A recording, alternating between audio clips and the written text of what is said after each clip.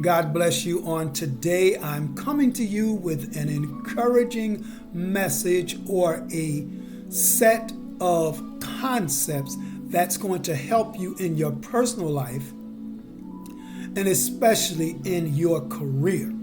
Now, let me just tell you a little bit about myself. My name is Michael Ellis. I grew up in Brookside, the Rockview area, Brookside and Rockview, 5 minutes away from Southern Connecticut, about 10 minutes by car from Yale University. It's also not too far from other colleges like Gateway downtown and John Hopkins over in West Haven, University of New Haven. Why do I say that? Because anytime God allows you to grow up around an area where there's a lot of education,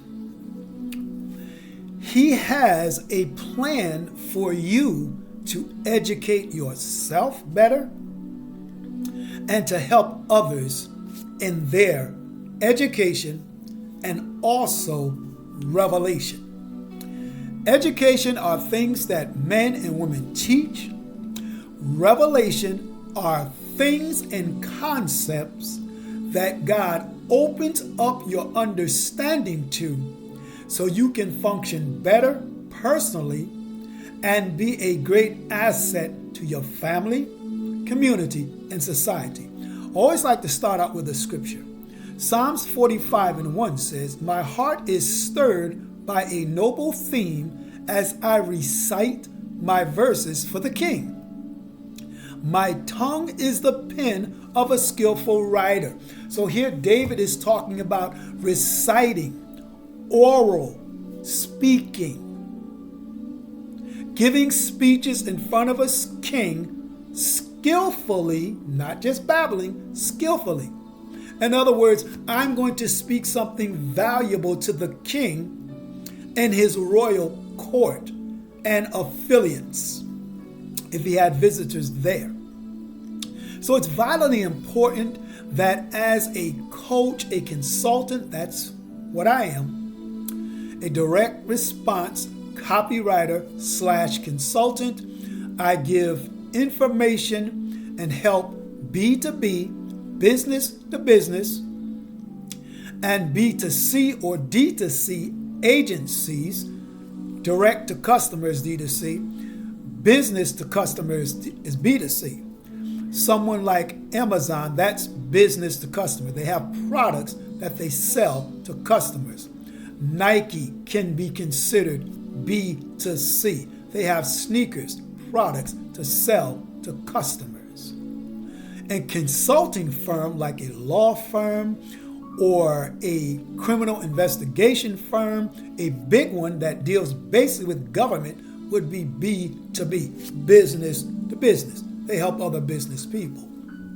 So a little bit more about my background. I told you the area where I grew up and the educational institutions surrounding it. My mother and father often encouraged me to go back to school. There were three of us, encouraged all of us to go back to school. I rebelled until years later. Finally went back to Ashford University, Springfield College, and then I finalized my BS in psychology through Charter Oak, an accelerated psychology course.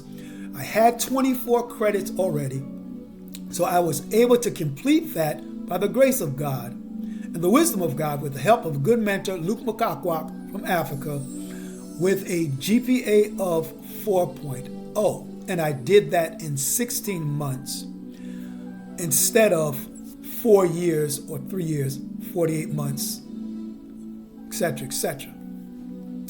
I've also taught Sunday school for over 17 years, as well as the Word of God. I'm still a suicide, gang, drug, alcohol counselor, intervention and prevention, marriage and divorce intervention, coaching, assisting, economical researcher, previous ghostwriter for a Hen House publication, and Civilis Consulting, which would be B2B. They help other businesses to upscale their skills and experience, helping other businesses to run smooth, basically putting it. I've also been a STEM counselor. I've taught and I'm training in the martial arts for over 30 years. So that's something about my background. I was a paraprofessional at Middletown High School as well. Why do I say that? Because oftentimes when you speak to people, they need to know something about you in order for you or I to speak as an authority on a subject. We need to have solid experience. And I often tell people on Twitter that send me things, they want to help me do this and do that. I let them know, if you don't have 10 years of experience in your niche or area of expertise, I don't work with. I help others with less experience, working with meaning contract with, to generate income. Why? Because 10 years is a common benchmark that shows serious trust, credibility, commitment, and authority. Vitally important with the subject I'm going to deal with today. I'm dealing with resumes today. What does your resume say about you? I told you some of my background. I also am a brand ambassador for Wooly the BAM, B-A-M, Better Attitude Maker Johnson, a world-renowned martial artist, guest speaker, community activist, business owner, author, choreographer, actor, on and on and on. He has a serious resume and accolades towards him. I also help William Tampel in Africa with his website as a consultant. I'm a panelist advisor with Kathy Kirby out of Massachusetts. She works with government agencies and youth development empowerment. I also help Antoinette Tuff, located in Georgia, with her group. She's a career coach. If any of you remember the school incident that happened in Atlanta, Georgia, where a gunman was talked out of killing people as well as himself, there was no gunfire. He was just armed and distressed. She talked him out of it. That's Antoinette Tuff. And I help other people, angel investor, very confidential, to generate income on a consistent basis. I've been doing that for over 16 years. So what does your resume say about you? First of all, let's, as I look at my notes, see what is the purpose of a resume. A resume should show you not as an employee or a worker. Now, here's where a lot of people stumble.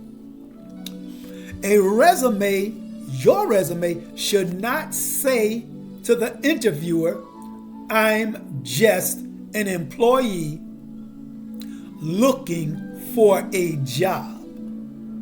Anybody can do that. What it should do, it should have a clear structure. It should be simple, easy to navigate, involve engaging content, certain sections and headings, and should be clear and concise. Now, I'm going to sum that up in a few words. Your resume, in order to really move and be recognized as a person of authority, an expert in your field, no matter what it is, your mindset and your resume should show you as an entrepreneur or a business person. I'm going to repeat that, even if you don't have a business. Why?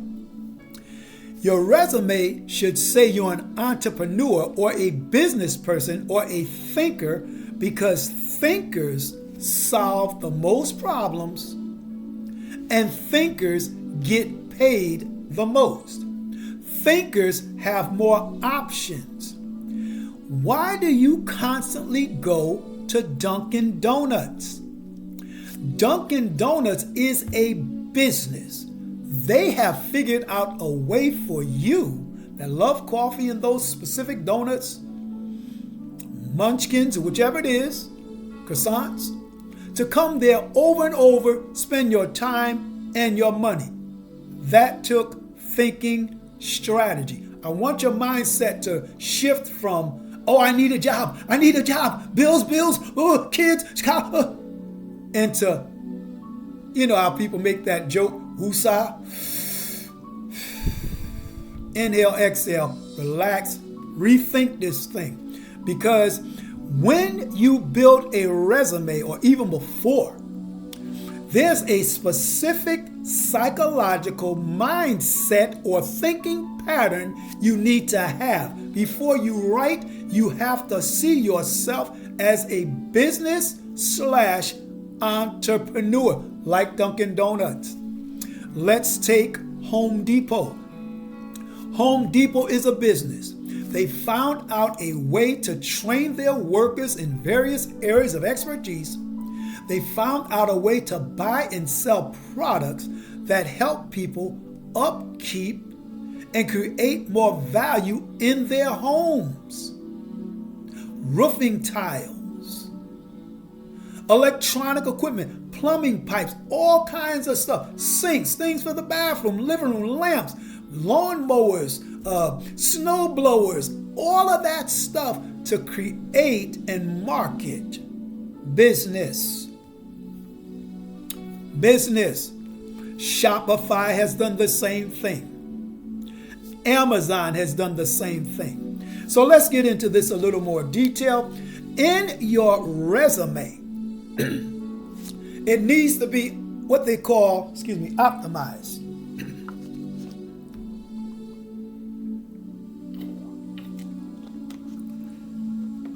There are what they call power or trigger words that make you look like an expert, even if you just came out of high school or college.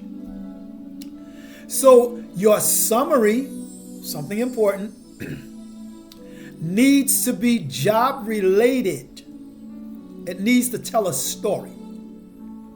You need to list 3 main skills related to the position you're applying for. See, all of this is strategic. It's planning, like a basketball team rehearsing their plays and then doing it on the court. They have a plan first. You have to have a plan. That's what I'm helping you. So you also need to include 3 to 4 sentences about why you are the perfect fit. Now you have to, again, approach this with an attitude of, I'm a business person or owner. I'm an entrepreneur. I'm applying for this position, not job, or this career, not job, in order to bring value to you. And in return, you, the company, are going to value my skills by compensating me with XYZ of benefits and yearly payment, or monthly if it's a contract. That's the attitude you have to take. You have to see it as a win-win situation. If you approach your resume and then get involved in an interview and don't have this mindset, you'll fail. And if you so-called succeed, notice I say so-called, if they pull you on board with the wrong attitude, they're going to treat you like a slave, because that's the way you presented yourself. Go back to Dunkin' Donuts. People respect them for their quality of their products. Nike, the quality of their sneakers. Home Depot, the quality of their products. They present themselves, they brand themselves. It's called brand marketing, psychology, colors and all of that. involved.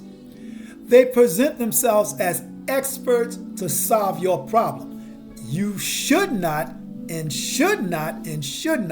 approach it with a oppressed mentality. Please hire me. Oh, come on. No, you hold value.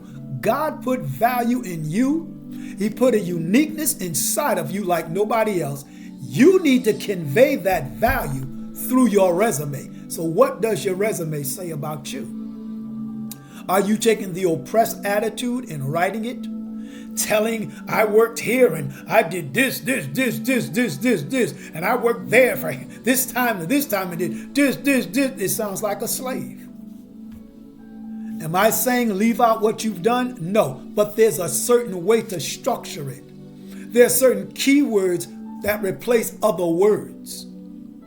And only an expert in psychology, public relations, sociology, career, coaching, and executive C-suite interviewing, a person like myself or someone else, he or she can help you with that, because the average person doesn't know it. And that's why over 70% of resumes end up in the trash. Over 70% of resumes end up in the trash because your resume has to pass a ATS system, application tracking system. That system looks for keywords. That system looks for a specific structure. The structure I'm explaining right now, that's what it looks for. You see, this information is like gold and silver, which are precious metals, in the midst of a 45-carat blue diamond and jadeite, which are rare gems. The jadeite, the 45 million carat blue diamond, stands out above the gold and the silver. You have to stand out from the crowd. So I talked about you need to include a summary with job-related changes, 3 key skills relating to that position, and then 3 to 4 sentences about why you are the perfect fit. I did videos about an essay. Study it and you'll see great similarities. You have to use bullet points. 5 to 7 years for your career story. 5 years or more for your hard and soft skills with 2 to 3 lines of related experience.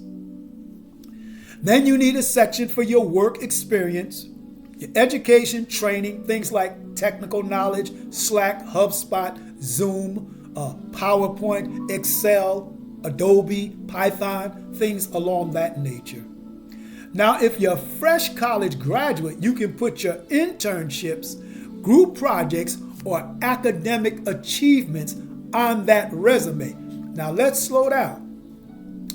All of what I just said is what all businesses do in one way or another with an About Us page or an About Me page in a business. You'll constantly hear me relate them because they are related. It's all psychology. Now, you also need quantifiable driven results of your achievements with action verbs. It's a formula. Action verb, task, result. The same way they use a formula to interview, the STAR formula, mostly situation, task, action, results. Notice results is in both. Task is in both. Action is in both formulas. So it's all related. And again, it's all psychology. So an example would be you increase sales by 69% within a 6-month period, and which led to the receiving of the Best Salesman or Saleswoman Award. Quantifiable results are things that show data, shows numbers. You decrease spending in a specific department. You increase revenue in a specific area or department. Well, that's important. You can say I decreased costs by 79%, which resulted in landing 5 new high-end accounts. Improved production by 89% within 90 days, which resulted in gaining 3 multi-million-dollar angel investors. Another example, media conversions increased 59%, which led to $400,000 in sales via e-commerce, Shopify or Amazon. And then you need to make it readable with a lot of white space, not too cramped together, so the person reading it can scan it quickly and won't strain their eyes. They ought to read your resume, which should be 1 to 2 pages, no longer, 1 to 2 pages, no longer, in 5 minutes or less, and they should know what your resume is saying about you. They need to see the real you. They need to feel you before you get into the interview. Because when you think about Dunkin' Donuts, before you get there, you can smell that coffee. You can taste that specific donut or croissant or muffin that you like. And after you eat that muffin or that croissant or that donut and drink that coffee, you think about it even more. So when you're not eating it, the next time you think about Dunkin' Donuts and what you just drank, that specific coffee, decaf or caffeinated, that specific muffin or croissant, those emotions rise back up in you, and you do what? Go back to that business. Psychology, they know the colors to use, the pink on the cup and the writing on the logo, which represents being soft and feminine. Doesn't mean if you're a man, you're drinking coffee from Dunkin' Donuts, you're feminine. It means that it's a relaxing mode they're putting you in. Come relax and enjoy coffee on us. Yes, you have to pay for it. And while you're paying for your coffee, your decaf medium size with the sugar and the cream, get some croissants, get some donuts, and get some muffins for your kids. And you do what? People do it. It's all a strategy, okay? So another thing you need to do, again, I said you need to customize it to fit the job description.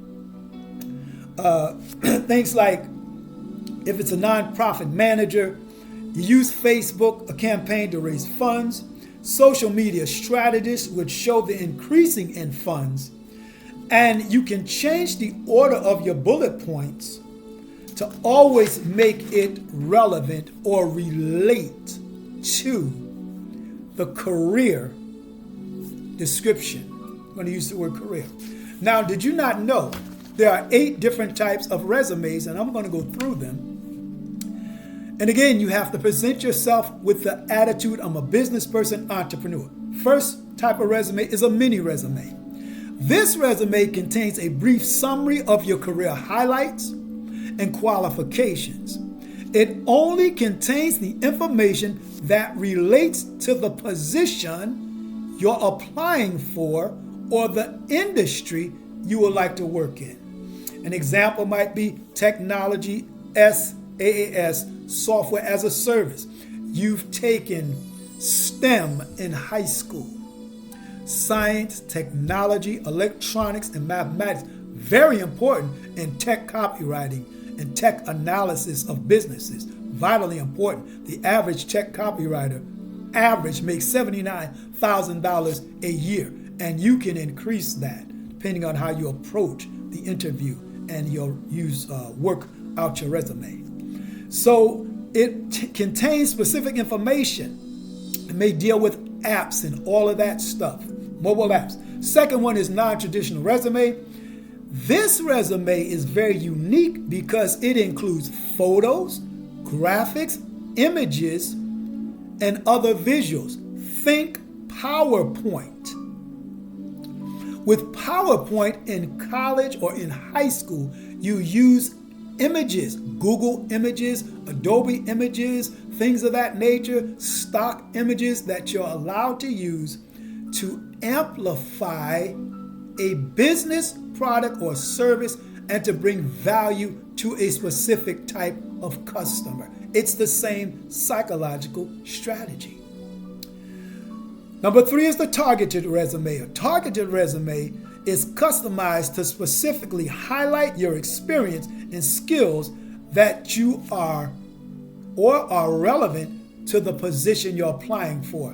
In other words, if you're a welder, what you want to show is all welding hard skills and soft skills. Let them know you're a team worker. Let them know you enjoy learning new things. Let them know you know how to handle pressure and deadlines. Things along that nature go well. A resume with a profile summary is just what it is. A resume with a section of a dynamic, optimized summary using trigger or power words to magnify who you are. So what does your resume say about you?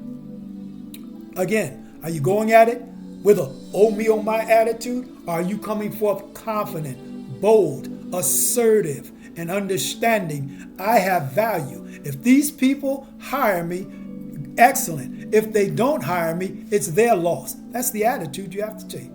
And move on to the next one. Because when a new Dunkin' Donut opens or a new Home Depot opens, some people may not come in.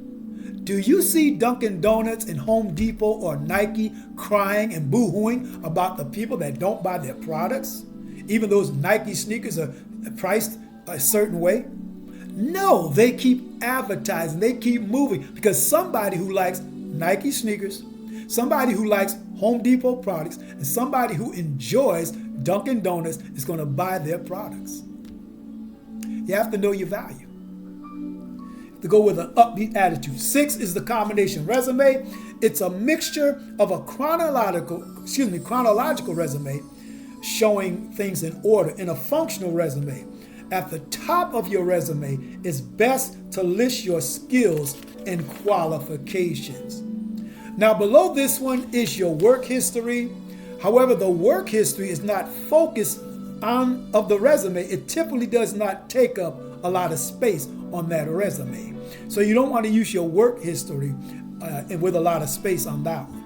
7 is the functional resume, which shows your skills and experience rather than your chronological history. I worked here, then there, then there. You don't have to do that. You might have a professional experience or accomplishment section that lists various things you've done over the year. Example, any awards, certificates, recommendations, people that refer you. You can use their testimonies. I use them all the time, helping people with getting a better career, helping companies do XYZ with website traffic and decrease certain things and certain expenses. I put all that in a resume or a proposal, which is a bonus that I'm leaving for last. Okay, number 8 is the chronological resume. That's listing your positions by the dates and the history of it. And you'll list those in chronological order, or you can go 1, 2, 3, or you can go 10, 9, 8, 7. Straight up or reverse order. You can do it that way. The bonus is the proposal. Now, a proposal is much shorter than a resume. You can do this on one page, basically, unless you want to show images and graphs. That'll be on page 2. A proposal best works with what we call the 4P formula, and it's not the one with price, position, presentation. It's this one. Number 1, you focus on their problem. I see you're looking for an experienced copywriter to do what? Is all in your opening. I see you're looking for a qualified or experienced copywriter to help your agency drive organic traffic, convert more leads, rank higher with Google, and increase revenue. Opening statement. You focus where? Right on the problem, and actually gave them results in the same statement. Very powerful. The next thing you want to do is a promise. Give them a promise. As a direct response copywriter with 21 years of experience, I really enjoy helping B2B and B2C agencies Create copy that tells, compels, and sells. That's one of my purpose or mission statements. You need to make one up. If you need help, contact me, Mike8828@yahoo.com. That's MIKE8828@yahoo.com, or MikeIsWealthy@gmail.com. Again, that is MikeIsWealthy@gmail.com. So the next thing you need to provide with the 4P proposal is proof. Show at least 3 examples of what you did and the results of those examples. And I named some previously, and I'll go back to those. Decrease costs with XYZ agency by 79%, which resulted in landing 5 new high-end business accounts. Another one, increased sales by 69% within a 6-month or 90-day period, which led to receiving the Best Salesman Award. Documented proof. Dunkin' Donuts has a history of being successful. Nike does as well. Home Depot does as well. And if you look at the About page or About Us page, you'll see some accomplishments. They did this in 1989 and changed something that resulted in that. Helped this company, and on and on and on. So those are very important. Now the last P with the 4P proposal is you end with a friendly proposition. After you state the problem that you're ready to solve, after you give them a guaranteed promise, and after you provide solid, credible, authoritative, trustworthy proof, you end with a friendly proposition. Most resumes end with looking forward to seeing you, hope to hear from you soon. You can use other things I often use. Your marketing needs to get stronger in bold capital letters, and I have the ideas ready. What does that do? That shows curiosity and urgency, 2 powerful things that you need in any business worth their salt, and that you also need to display in your resume. So what does your resume say about you? You can also list superpowers somewhere in there, in a mini or shorter resume, or in the proposal. My superpowers are, I name some of mine. I slay objections with fierce ability to communicate with the utmost clarity. When it comes to using the power of words to tap into people's desires, I get them oohing and eyeing. I'm the copywriter for that agency or your agency or that position. I'm the one you need. Jackson 5. I'm the one you need. I'm the one you love. You got to story tell that, display it. I have a deep understanding of the psychology of persuasion and how to connect with the emotions of your target audience. That's important.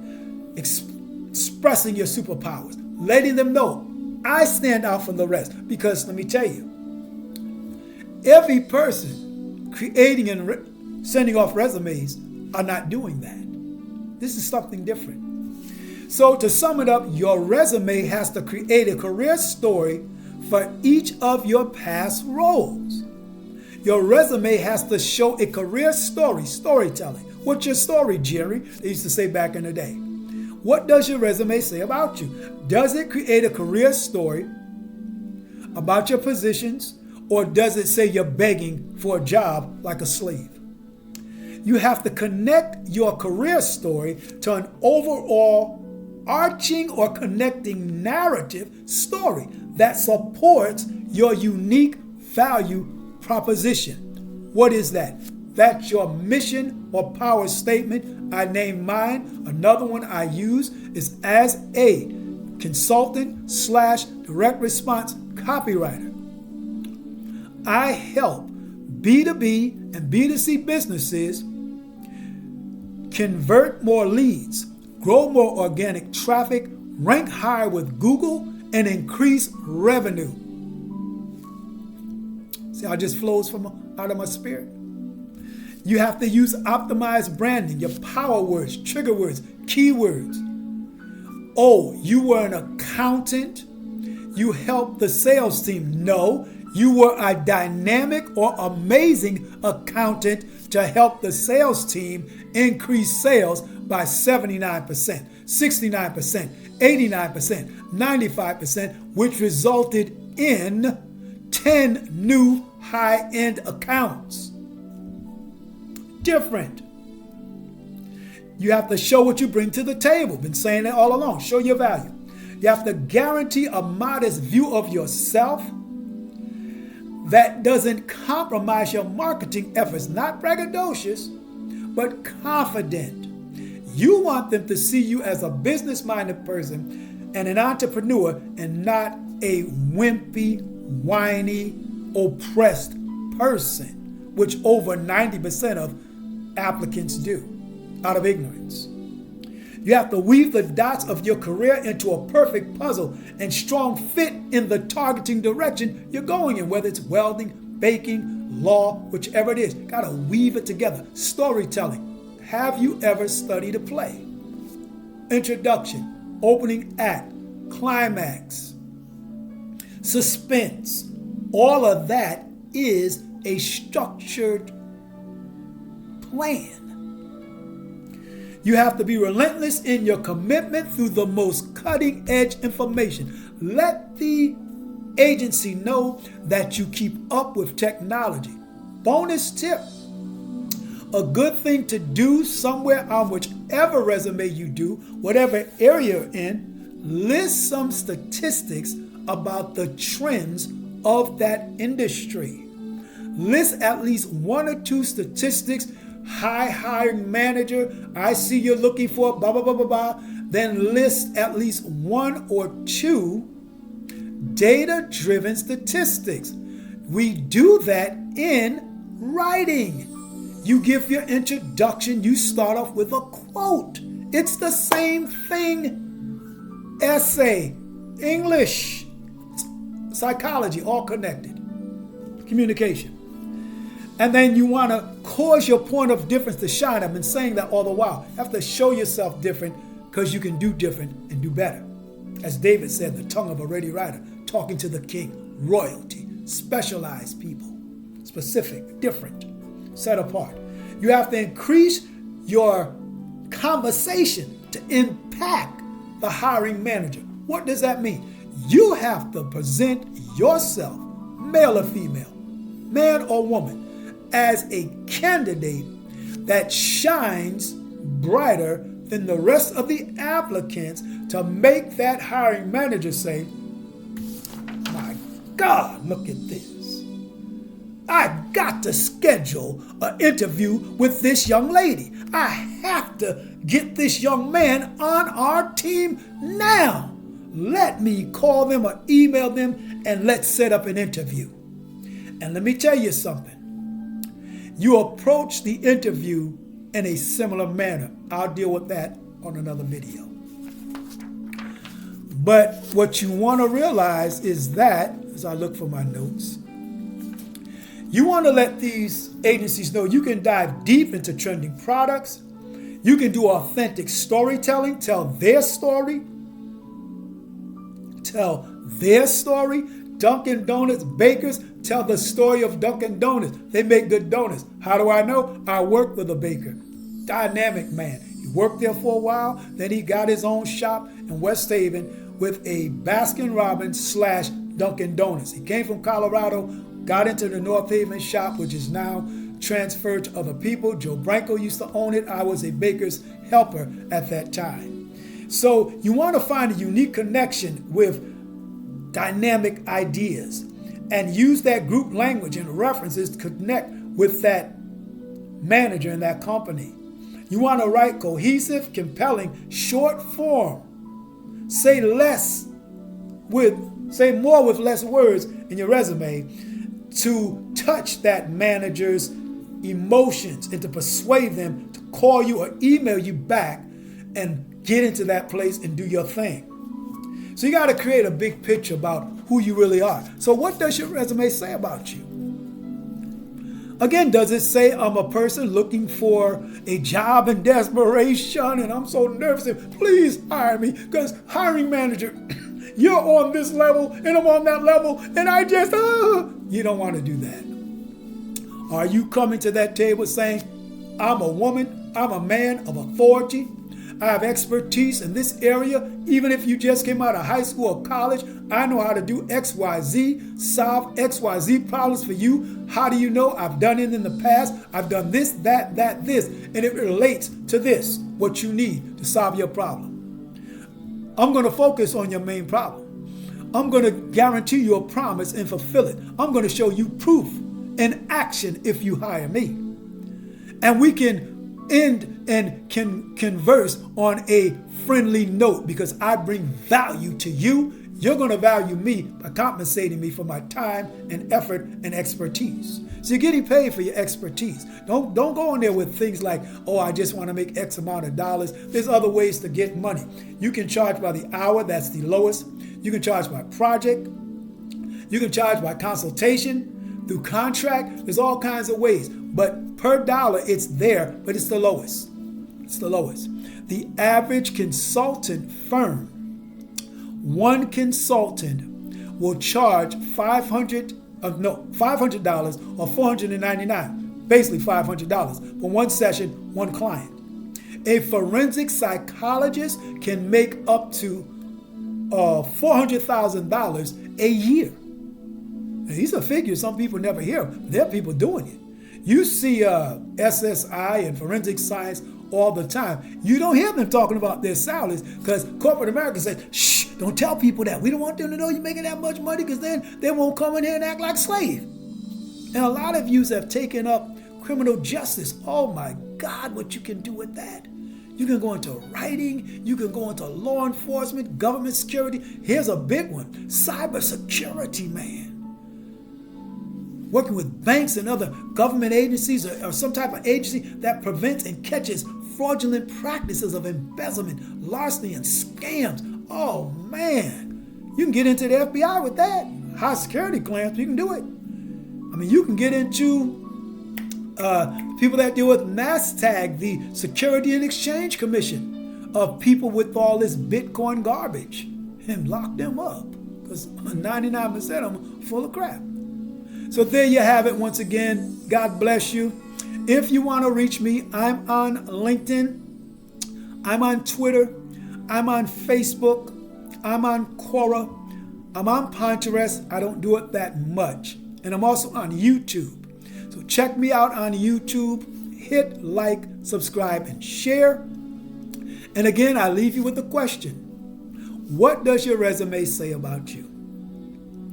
If it says something negative that you just realize it was negative, you need to shift it to a positive, and I'm here to help you. I help many people all the time. I'm on LinkedIn all the time, putting up articles about other people, not just about me, the struggles they went through and how they accomplished XYZ, how they're helping this person or this agency or young people and all of that all the time. I post up there almost every day. If it's not something I've done, it's something somebody else done. Bringing value to other professionals. And people love it. They love it. One of the most recent was Floyd Money Mayweather with his fabulous airport over there in Dubai. Now, boy, that brother got some smart people on his team. But anyway, God bless you. Contact me. I'm willing to help you. But you got to reach out. Take care for now. Bye-bye.